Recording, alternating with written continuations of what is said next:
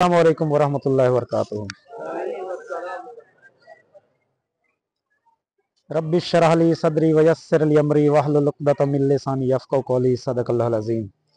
बलगल उला बिकमालिही कशफ़द दुजा बिजमालिही हसनत जमीउ ख़िसालिही सल्लु अलैहि व आलिही। सदक़ल्लाहुल अज़ीम। टॉपिक है हमारा बच्चों पावर के बारे में। ठीक हो गया। पावर कहा जाता है the rate at which work done और एनर्जी ट्रांसफर्ड।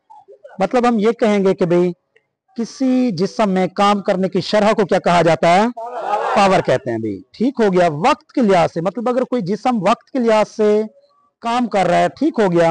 वक्त मतलब हम जिसको हम कह रहे हैं ना द रेट, रेट का मतलब होता है शरह। ठीक हो गया। The rate at which work is done. ठीक हो गया। तो हम उसे क्या कहेंगे? पावर कहेंगे।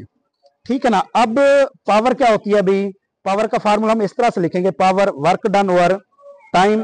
ठीक हो गया। पावर क्या है? हमारी स्केलर क्वांटिटी है भाई। ठीक हो गया। ये कौन सी क्वांटिटी है? स्केलर क्वांटिटी है। और इसका यूनिट क्या है भाई? वाट होता है। ठीक है ना। ये हमारे पास हो गया formula. Power is equal to, आप ये वाला फार्मूला लिख दें वर्क डन ओवर टाइम, और यह लिख दें एनर्जी ओवर टाइम लिख दें, तो भी ये क्या होगा?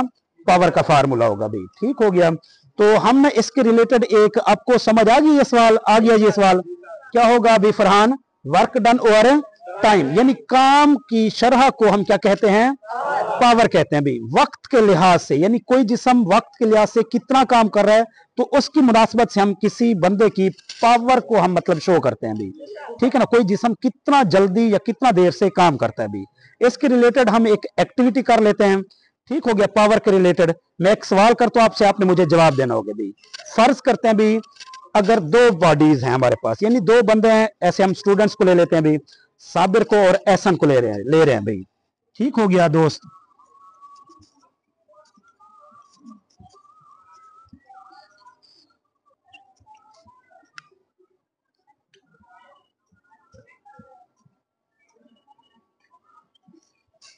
खड़े हो जाओ भाई।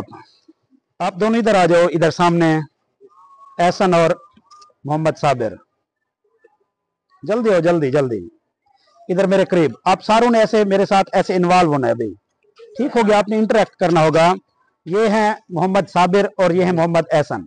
नजर आ रहे हैं ना आप दोनों को? ठीक हो गया। तो अब्दुल रहमान आपने ये बताना है भाई, ये इन दोनों में से, ठीक हो गया, इन्होंने किया भी, साबिर ने भी 1000 जौल वर्क किया है और मोहम्मद एहसन ने भी 1000 जौल वर्क किया है। ठीक हो गया। हमें कैसे पता चलेगा कि इन दोनों में से पावर किसकी ज्यादा है भाई?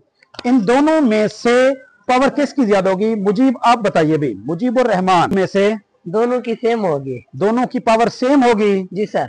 ठीक हो गया भाई। चांद आप क्या कहते हो भाई, पावर किसकी ज्यादा होगी? जिसामत के लिहाज से साबिर की ज्यादा होगी। जिसामत के लिहाज से साबिर की पावर ज्यादा होगी? जी सर। ठीक हो गया। अच्छा कोई और बंदा? हाँ जी, पावर किसकी ज्यादा होगी? किसकी ज्यादा होगी पावर? एहसन की। एहसन की पावर कैसे ज्यादा होगी पावर एहसन की? क्योंकि ये मैं मुझसे ज्यादा है जिसामत में। तो जिसामत के लिहाज से एहसन ज्यादा है, इसलिए। कैसे आप एग्री हो इस बात? आप एग्री नहीं हो। असल में जो पावर होती है ये वक्त पे डिपेंड करती है कि कितने वक्त में काम हुआ। ठीक हो गया, शाबाश। एहसन ने सही बात की अभी। ठीक हो गया। क्योंकि हमने अभी पढ़ा है भी वक्त के लिहाज से काम करने की शरह को क्या कहते हैं? पावर कहते हैं अभी। वक्त के लिहाज से, वक्त के लिहाज से काम करने की शरह को, सलाहियत को क्या कहा जाता है? पावर। पावर कहते हैं अभी। ठीक हो गया। पावर। अच्छा जी, मतलब इसने काम कितना जल्दी किया या कितना देर से किया है? ठीक हो गया। डिपेंड ये करता है भी, जो बंदा, अगर फर्ज करते हैं भी एहसन ने सेम वही काम, ठीक हो गया, यानी 1000 जौल करता है 10 मिनट में, ठीक हो गया, और सेम वही वर्क, यानी सेम वही वर्क, यानी इन दोनों ने किया क्या है फैजान? दोनों ने 1000 जौल वर्क किया है।